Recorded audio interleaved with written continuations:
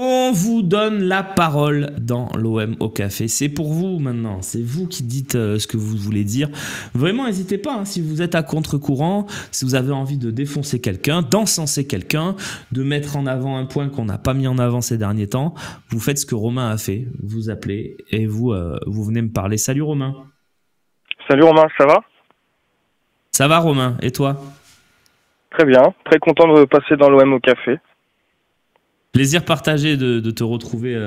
On commence à avoir nos fidèles qui rappellent assez souvent et ça fait plaisir. Qu'est-ce que tu voulais nous dire, Romain? Moi je voulais parler du mercato pour l'année prochaine. Ouais. Et je voulais savoir est-ce qu'il y a un joueur par exemple en défense centrale qui t'inspirerait pour qu'on puisse jouer à 4 avec Balerdi? Ah. À 4, oui, de toute façon, tu as raison de le présenter comme ça, parce que je pense que c'est un des enjeux forts de cet été, c'est de trouver un défenseur capable de faire une charnière à 2 avec Balerdi. Ce qui, à mon avis, entraînerait d'ailleurs le fait que Murillo devienne le titulaire au poste d'arrière droit, puisqu'il a cette capacité à pouvoir à la fois être dans la ligne de 3 de relance et d'apporter offensivement. Évidemment, l'évidence, tu me diras ton avis après, évidemment, mais évidemment que l'évidence, c'est Aymeric Laporte. Je pense que Laporte Balerdi est très très très solide. Maintenant, si on veut aller loin de l'évidence, puisqu'on parle comme ça, c'est très difficile de trouver un défenseur capable d'avoir cette qualité de relance, d'avoir une solidité qui nous permet de pas être inquiet. Parce que Brassier, par exemple. Brassier, il a la solidité. Moi, j'ai pas de doute qu'au duel, Brassier, ça le fasse. Tu le mets dans un système où il a rien à faire à part gagner des duels. Brassier va faire une saison énorme. Le truc, c'est que Brassier, on lui a demandé d'avoir le ballon dans les pieds et que c'était compliqué. Voilà. Donc, j'ai quand même un peu des doutes. Il va falloir trouver. Mais moi, je me demande s'il faut trouver un gaucher. Parce que moi, je me souviens quand même, les meilleurs matchs de Balerdi, c'est stopper gauche. Donc, si tu fais une saison avec 2 stoppers, moi, je garderais bien Cornelius en backup à gauche, mais en backup de Balerdi, et d'avoir Luis Felipe et un autre pour le poste de stopper droit. Voilà. Donc, j'irais plutôt chercher un stopper droit très fort. Il y en a un qui me plaît en Ligue 1, mais c'est à Monaco, donc c'est compliqué, c'est Singo. Moi, je pense à un joueur du PSV. Ok, je te le donne 2 secondes. Il y a Diakité à Lille aussi qui me plaît beaucoup, mais c'est des joueurs très chers. Je t'écoute. Moi, je pense à Boskagli, je trouve. J'ai regardé pas mal de matchs du PSV en Ligue des Champions. Il joue défenseur central droit et je pense que ça pourrait faire la paire. Et je pense que le projet olympien avec 2 Zerbi, ça pourrait l'intéresser. Et surtout, c'est un joueur fiable et disponible de suite. C'est pas gaucher, Boskagli? Je dis peut-être une bêtise. Moi, je crois qu'il est droitier, je sais plus, mais je trouve que pour moi, c'est le profil parfait parce que, bon, Luis Felipe, on a fait un pari, mais malheureusement, il met du temps à revenir. Laporte, je suis pour. Maintenant, si c'est pour qu'il mette 2-3 mois à retrouver son meilleur niveau, c'est compliqué, quoi. Ouais, il est gaucher, Boskagli. Après, c'est un bon il est profil. Gaucher, pardon. Après, tu peux aussi te dire Balerdi stopper droit et Boskagli à gauche. Moi, je trouve que Boskagli, pour moi, mais c'est mon avis, je l'ai vu une fois cette saison, je l'ai pas vu beaucoup. Parce tellement Boskagli, donc j'ai regardé un match du PSV en Ligue des Champions. Ouais, c'est pas mal, mais j'ai un doute quand même sur sa capacité à être suffisamment fort dans tous les aspects que j'ai mentionnés. Pas balle au pied, parce que balle au pied, il est très fort, effectivement. Mais dans tout ce qui est l'aspect du duel, etc., moi, j'ai une petite réserve.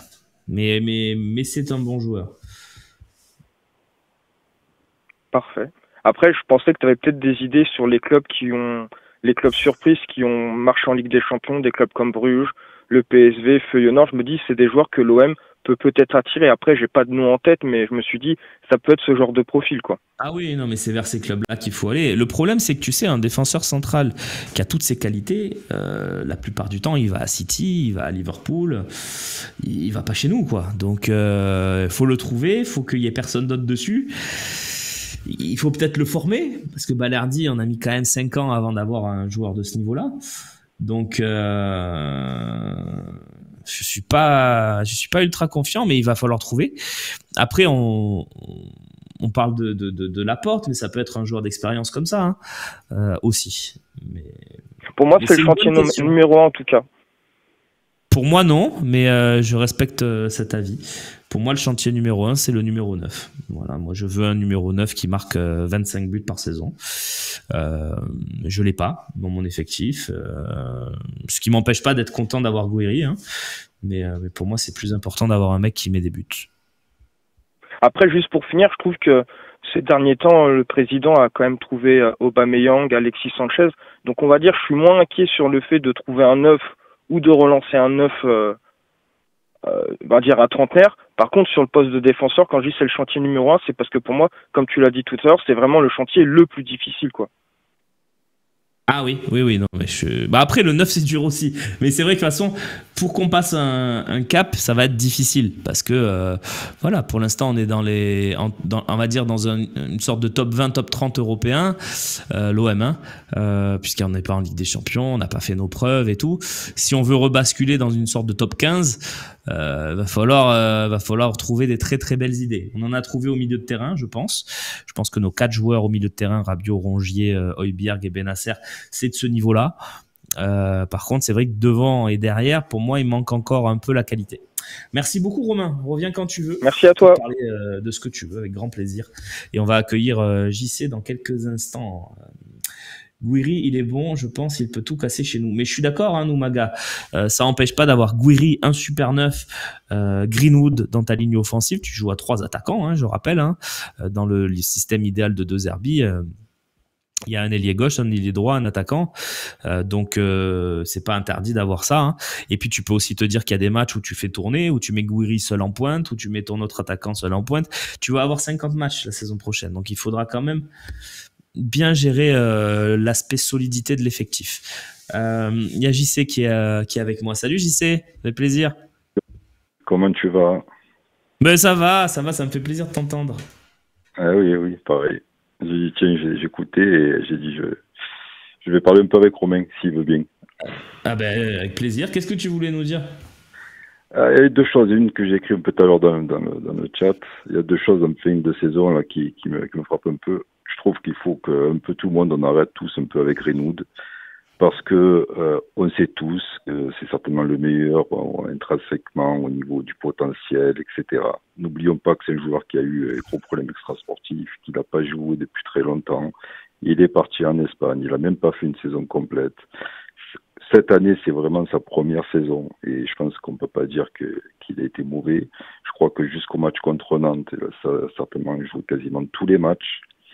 Donc voilà, il y a une petite peut-être baisse de régime. Il y a moi, le fait que des fois il marche, ça choque certains. Moi, je préfère en avoir un seul comme ça dans l'équipe et que les autres fassent peut-être le travail de l'ombre pour lui laisser à lui un peu plus de fraîcheur et de sang-froid devant les buts.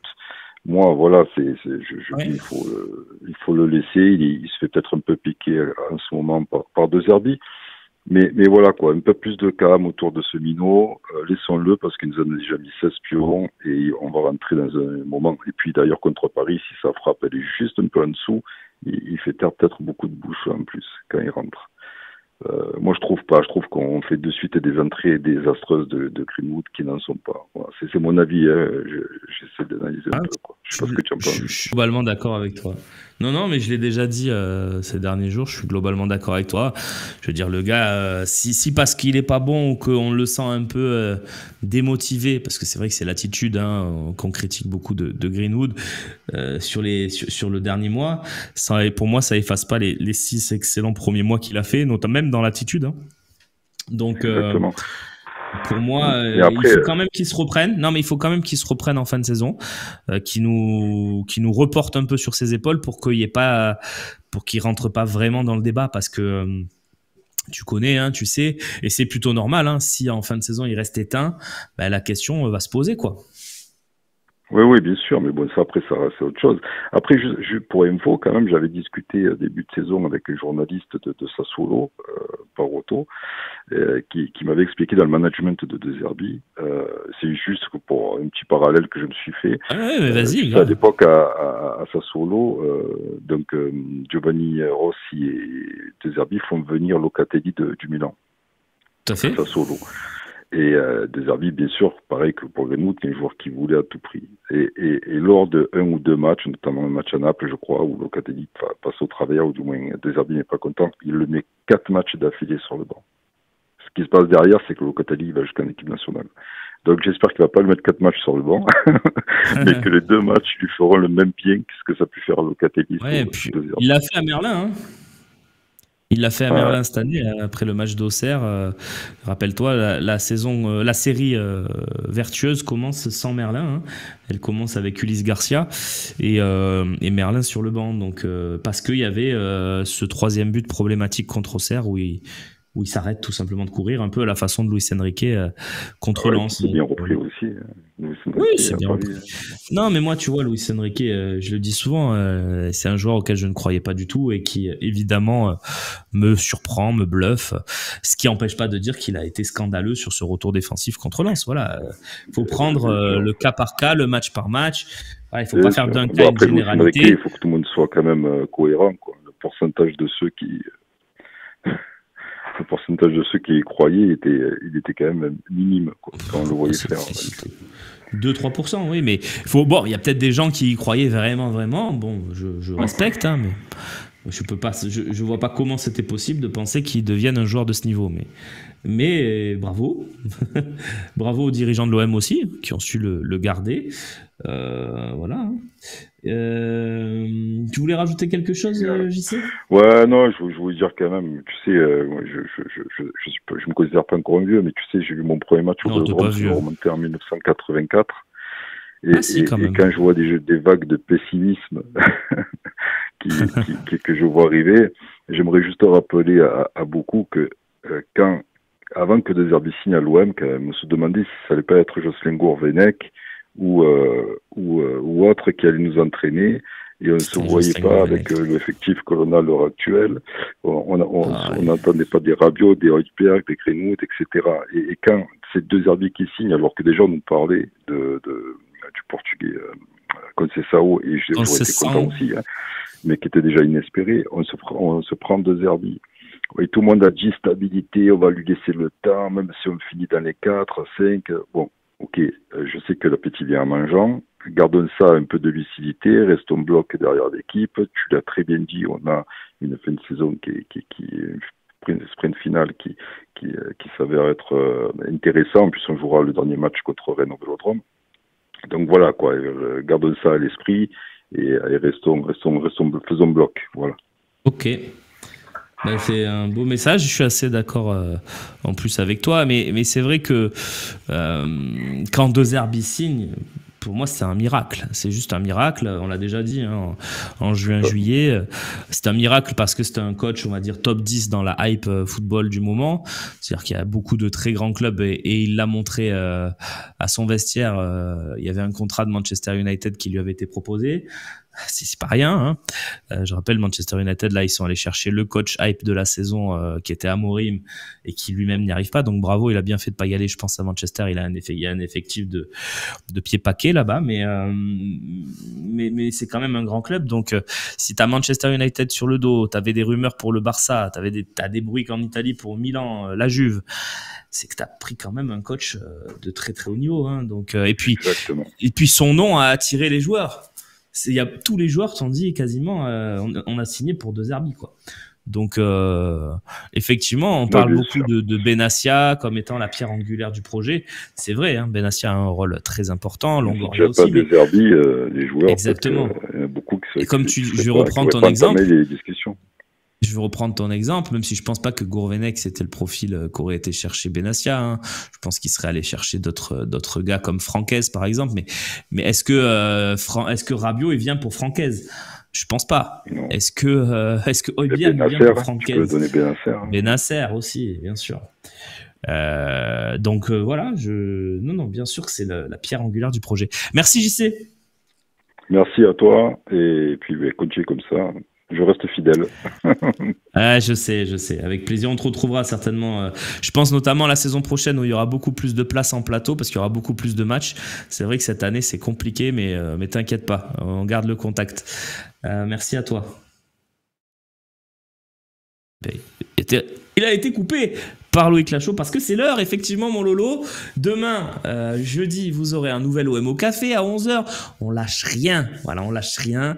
Bon, il n'y aura pas de talk le soir, parce qu'effectivement, il faut quand même laisser un peu de repos à Loïc Lachaud, mais il sera quand même aux manettes demain. Il sera peut-être même face à vous, on verra. Qui sera avec vous demain à 11h pour le prochain OM au café. Je vous embrasse et je vous dis donc à demain, 11h, sur le Phocéen. Ciao.